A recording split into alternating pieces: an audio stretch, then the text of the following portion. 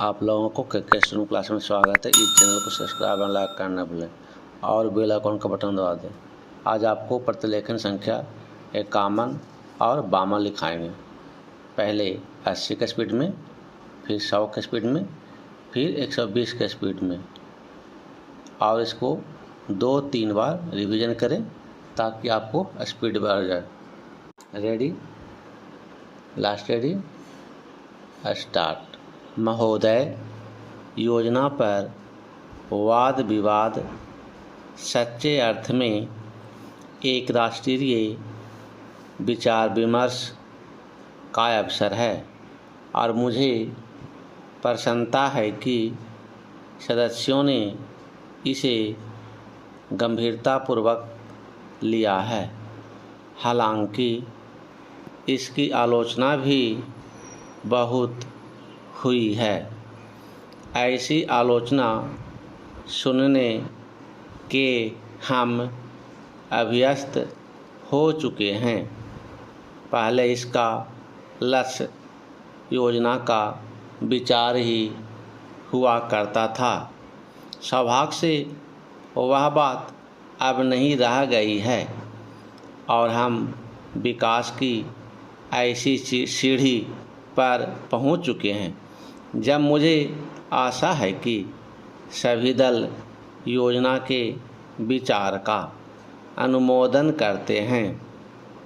कुछ ने योजना के कुछ अंशों का अनुमोदन किया है और अपनी आलोचना अनेक कार्यक्रम को लागू करने के तरीके के लिए सुरक्षित रखी है।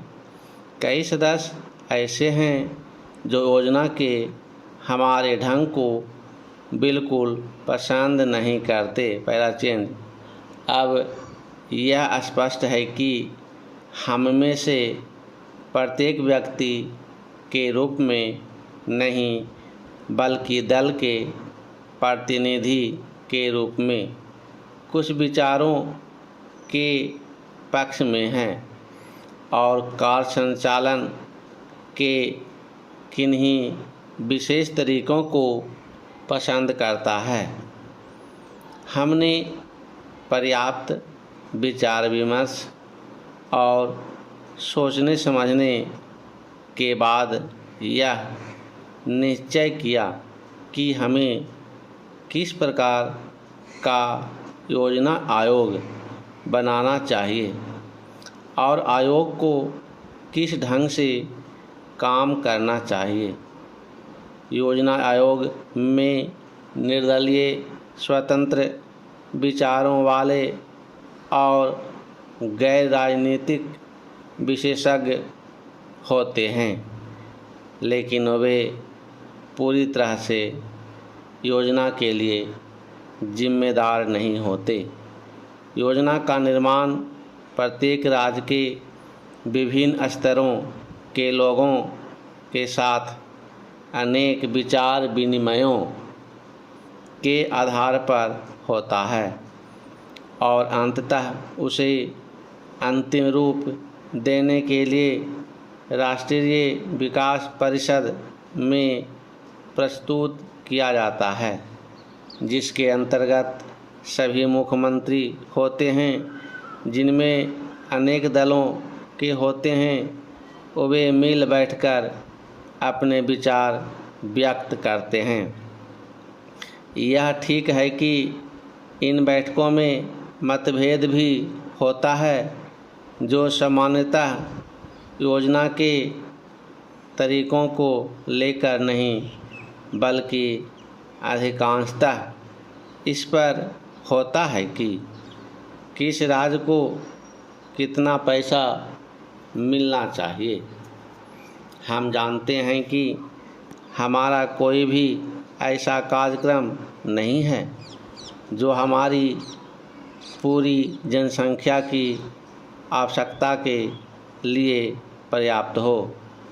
सभी समय उपलब्ध साधनों और जनता की आवश्यकता के बीच सामंजस्य के लिए प्रयास करना होता है। यह सोचना होता है कि क्या किया जाना चाहिए अथवा एक दूसरे क्षेत्र के लिए क्या किया जाना चाहिए। कुल मिलाकर यह योजना अगले 4 वर्षों के लिए प्रगति का घोषणा पत्र है। हमें कुछ अनुमान है। पैराचेंज महोदय, यद्यपि योजना के अंतिम रूप पर यह औपचारिक बहस अब हो रही है, हमने योजना के प्रारूप के बारे में काफ़ी ब्यौरेवार विचार किया था। एक माननीय सदस्य ने कहा है कि योजना से ऐसा नहीं लगता कि कामों को निपटाने में तत्परता जरूरी है। मैं समझती हूँ कि योजना के प्रारूप और उसके अंतिम रूप में यही अंतर है। अंतिम रूप में हमने तात्कालिकता पर जोर दिया है, जिसका प्रमाण यह है कि उसमें आज की प्रमुख समस्याओं की पहचान की गई है और बेरोजगारी या क्षेत्रीय असंतुलन अथवा अन्य ऐसी ही बातें, इनमें से कुछ समस्याओं के समाधान में कोई विलंब नहीं होना चाहिए और उन्हें तत्काल दृढ़ निश्चय के साथ हल किया जाना चाहिए। लेकिन कुछ परिस्थितियां ऐसी होती हैं जिनमें हमें काम करना होता है। कुछ मान तरीके हुआ करते हैं। इनमें से एक है लोकतांत्रिक प्रक्रिया।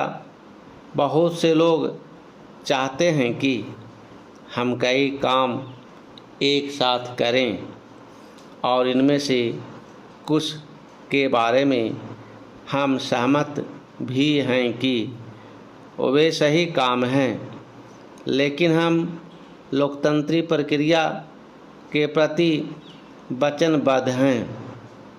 हम जनता की राय से काम करने के लिए प्रतिबद्ध हैं।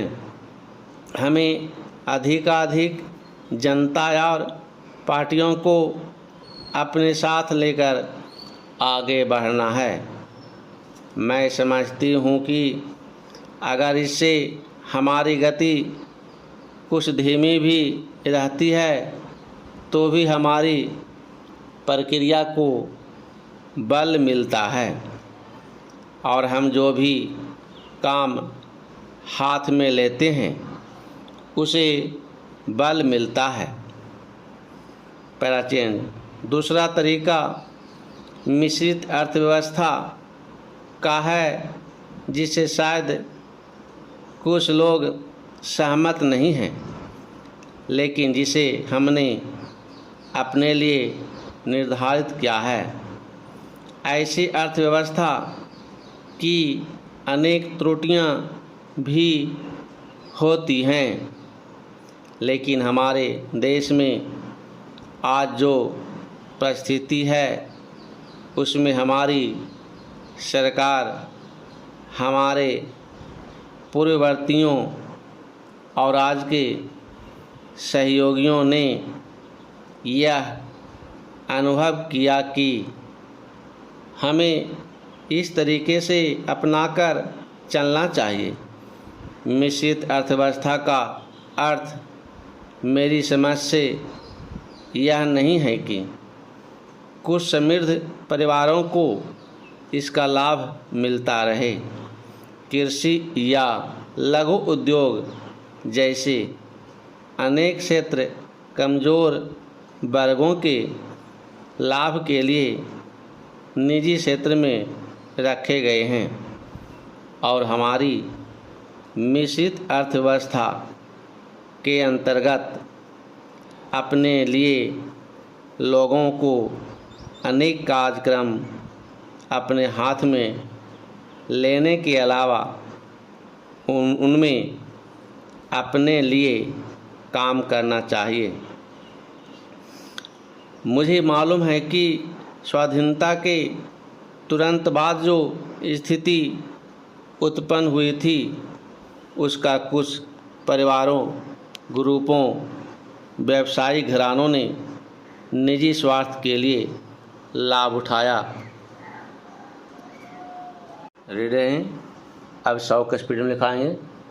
Last AD start. महोदय, योजना पर वाद विवाद सच्चे अर्थ में एक राष्ट्रीय विचार विमर्श का अवसर है और मुझे प्रसन्नता है कि सदस्यों ने इसे गंभीरतापूर्वक लिया है।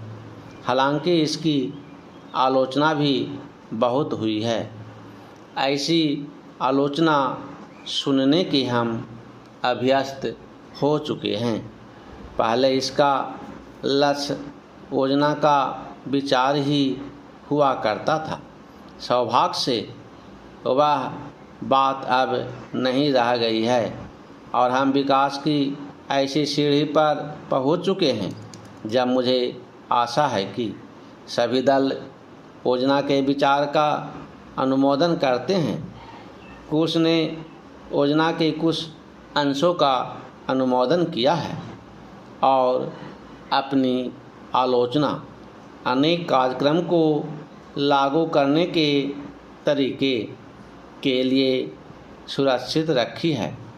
कई सदस्य ऐसे हैं जो योजना के हमारे ढंग को बिल्कुल पसंद नहीं करते। पहला चेंज। अब यह स्पष्ट है कि हम में से प्रत्येक व्यक्ति के रूप में नहीं बल्कि दल के प्रतिनिधि के रूप में कुछ विचारों के पक्ष में हैं और कार्य संचालन के किन्हीं विशेष तरीकों को पसंद करता है। हमने पर्याप्त विचार विमर्श और सोचने समझने के बाद यह निश्चय किया कि हमें किस प्रकार का योजना आयोग बनाना चाहिए और योजना को किस ढंग से काम करना चाहिए। योजना आयोग में निर्दलीय, स्वतंत्र विचारों वाले और गैर राजनीतिक विशेषज्ञ होते हैं, लेकिन वे पूरी तरह से योजना के लिए जिम्मेदार नहीं होते। योजना का निर्माण प्रत्येक राज्य के विभिन्न स्तरों के लोगों के साथ अनेक विचार विनिमयों के आधार पर होता है और अंततः उसे अंतिम रूप देने के लिए राष्ट्रीय विकास परिषद में प्रस्तुत किया जाता है, जिसके अंतर्गत सभी मुख्यमंत्री होते हैं, जिनमें अनेक अन्य दलों के होते हैं और वे मिल बैठकर अपने विचार व्यक्त करते हैं। यह ठीक है कि इन बैठकों में मतभेद भी होता है, जो सामान्यतः योजना के तरीकों को लेकर नहीं बल्कि अधिकांशतः इस पर होता है कि किस राज्य को कितना पैसा मिलना चाहिए। हम जानते हैं कि हमारा कोई भी ऐसा कार्यक्रम नहीं है जो हमारी पूरी जनसंख्या की आवश्यकता के लिए पर्याप्त हो। सभी समय उपलब्ध साधनों और जनता की आवश्यकता के बीच सामंजस्य के लिए प्रयास करना होता है। यह सोचना होता है कि क्या किया जाना चाहिए अथवा एक दूसरे क्षेत्र के लिए क्या किया जाना चाहिए। कुल मिलाकर यह योजना अगले 4 वर्षों के लिए प्रगति का घोषणा पत्र है। हमें कुछ अनुमान है। पहला चेंज। महोदय, यद्यपि योजना के अंतिम रूप पर यह औपचारिक बहस अब हो रही है, हमने योजना के प्रारूप के बारे में काफ़ी ब्यौरेवार विचार किया था। एक माननीय सदस्य ने कहा है कि योजना से ऐसा नहीं लगता कि कामों को निपटाने में तत्परता जरूरी है। मैं समझती हूँ कि योजना के प्रारूप और उसके अंतिम रूप में यही अंतर है। अंतिम रूप में हमने तात्कालिकता पर जोर दिया है, जिसका प्रमाण यह है कि उसमें आज की प्रमुख समस्याओं की पहचान की गई है और बेरोजगारी या क्षेत्रीय असंतुलन अथवा अन्य ऐसी ही बातें, इनमें से कुछ समस्याओं के समाधान में कोई विलंब नहीं होना चाहिए और उन्हें तत्काल दृढ़ निश्चय के साथ हल किया जाना चाहिए। लेकिन कुछ परिस्थितियां ऐसी होती हैं जिनमें हमें काम करना होता है। कुछ मान तरीके हुआ करते हैं। इनमें से एक है लोकतंत्री प्रक्रिया।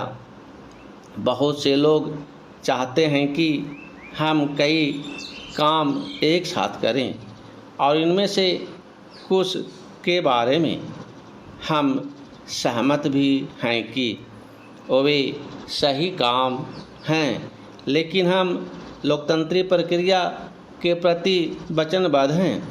हम जनता की राय से काम करने के लिए प्रतिबद्ध हैं। हमें अधिकाधिक जनता और पार्टियों को अपने साथ लेकर आगे बढ़ना है।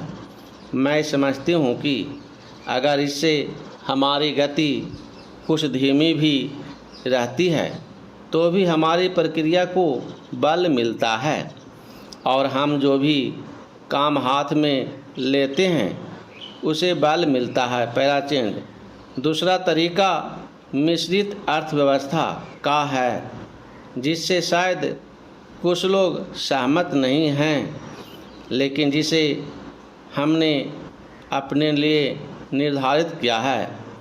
ऐसी अर्थव्यवस्था की अनेक त्रुटियां भी होती हैं, लेकिन हमारे देश में आज जो परिस्थिति है उसमें हमारी सरकार, हमारे पूर्ववर्तियों और आज के सहयोगियों ने यह अनुभव किया कि हमें इस तरीके को अपनाकर चलना चाहिए।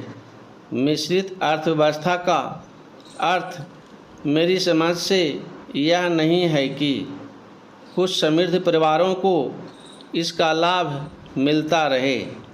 कृषि या लघु उद्योग जैसे अनेक क्षेत्र कमज़ोर वर्गों के लाभ के लिए निजी क्षेत्र में रखे गए हैं और हमारी मिश्रित अर्थव्यवस्था के अंतर्गत अपने लिए लोगों को अनेक कार्यक्रम अपने हाथ में लेने के अलावा उनमें अपने लिए काम करना चाहिए। मुझे मालूम है कि स्वाधीनता के तुरंत बाद जो स्थिति उत्पन्न हुई थी उसका कुछ परिवारों, ग्रुपों, व्यवसायी घरानों ने निजी स्वार्थ के लिए लाभ उठाया। अब 120 के स्पीड में लिखाएंगे। Ready, last ready, start. महोदय, योजना पर वाद विवाद सच्चे अर्थ में एक राष्ट्रीय विचार विमर्श का अवसर है और मुझे प्रसन्नता है कि सदस्यों ने इसे गंभीरतापूर्वक लिया है। हालांकि इसकी आलोचना भी बहुत हुई है। ऐसी आलोचना सुनने के हम अभ्यस्त हो चुके हैं। पहले इसका लक्ष्य योजना का विचार ही हुआ करता था। सौभाग्य से वह बात अब नहीं रह गई है और हम विकास की ऐसी सीढ़ी पर पहुंच चुके हैं जब मुझे आशा है कि सभी दल योजना के विचार का अनुमोदन करते हैं। कुछ ने योजना के कुछ अंशों पर अनुमोदन किया है और अपनी आलोचना अनेक कार्यक्रम को लागू करने के तरीके के लिए सुरक्षित रखी है। कई सदस्य ऐसे हैं जो योजना के हमारे ढंग को बिल्कुल पसंद नहीं करते। पहला चेंज, अब यह स्पष्ट है कि हम में से प्रत्येक व्यक्ति के रूप में नहीं बल्कि दल के प्रतिनिधि के रूप में कुछ विचारों के पक्ष में है और का संचालन के किन्हीं विशेष तरीकों को पसंद करता है। हमने पर्याप्त विचार विमर्श और सोचने समझने के बाद यह निश्चय किया कि हमें किस प्रकार का योजना आयोग बनाना चाहिए और आयोग को किस ढंग से काम करना चाहिए। योजना आयोग में निर्दलीय स्वतंत्र विचारों वाले और गैर राजनीतिक विशेषज्ञ होते हैं, लेकिन वे पूरी तरह से योजना के लिए जिम्मेदार नहीं होते। योजना का निर्माण प्रत्येक राज्य के विभिन्न स्तरों के लोगों के साथ अनेक विचार विनिमयों के आधार पर होता है और अंततः उसे अंतिम रूप देने के लिए राष्ट्रीय विकास परिषद में प्रस्तुत किया जाता है, जिसके अंतर्गत सभी मुख्यमंत्री होते हैं, जिनमें अनेक दलों के होते हैं। वे मिल बैठकर अपने विचार व्यक्त करते हैं। यह ठीक है कि इन बैठकों में मतभेद भी होता है, जो सामान्यतः योजना के तरीकों को लेकर नहीं बल्कि अधिकांशतः इस पर होता है कि किस राज्य को कितना पैसा मिलना चाहिए। हम जानते हैं कि हमारा कोई भी ऐसा कार्यक्रम नहीं है जो हमारी पूरी जनसंख्या की आवश्यकता के लिए पर्याप्त हो। सभी समय उपलब्ध साधनों और जनता की आवश्यकता के बीच सामंजस्य के लिए प्रयास करना होता है।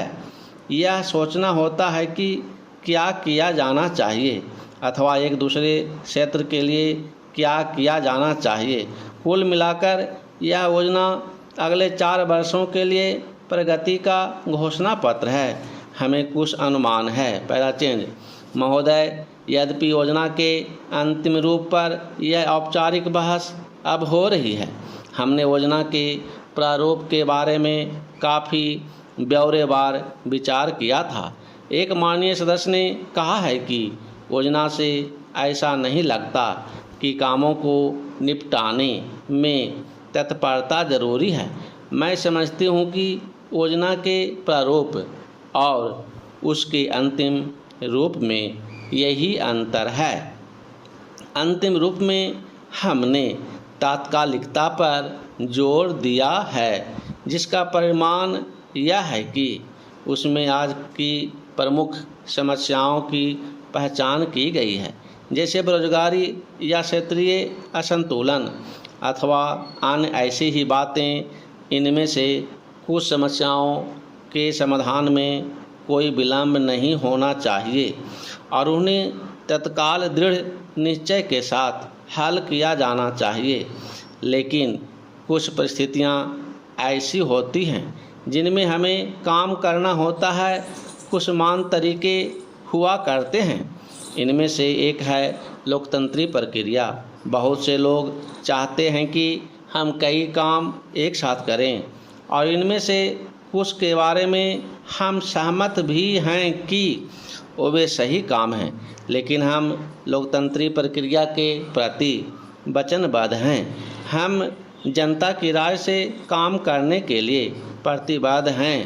हमें अधिकाधिक जनता और पार्टियों को अपने साथ लेकर आगे बढ़ना है। मैं समझती हूँ कि अगर इससे हमारी गति कुछ धीमी भी रहती है तो भी हमारी प्रक्रिया को बल मिलता है और हम जो भी काम हाथ में लेते हैं उसे बल मिलता है। पहला चेंज। दूसरा तरीका मिश्रित अर्थव्यवस्था का है, जिससे शायद कुछ लोग सहमत नहीं हैं, लेकिन जिसे हमने अपने लिए निर्धारित किया है।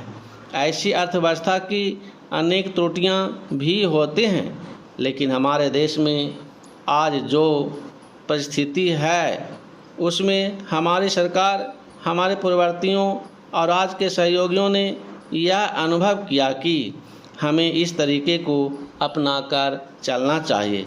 मिश्रित अर्थव्यवस्था का अर्थ मेरी समझ से यह नहीं है कि कुछ समृद्ध परिवारों को इसका लाभ मिलता रहे।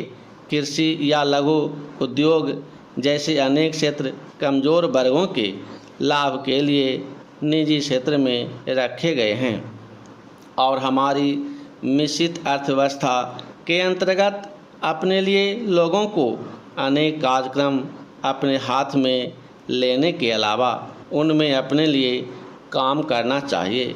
मुझे मालूम है कि स्वाधीनता के तुरंत बाद जो स्थिति उत्पन्न हुई थी उसका कुछ परिवारों, ग्रुपों, व्यावसायिक घरानों ने निजी स्वार्थ के लिए लाभ उठाया।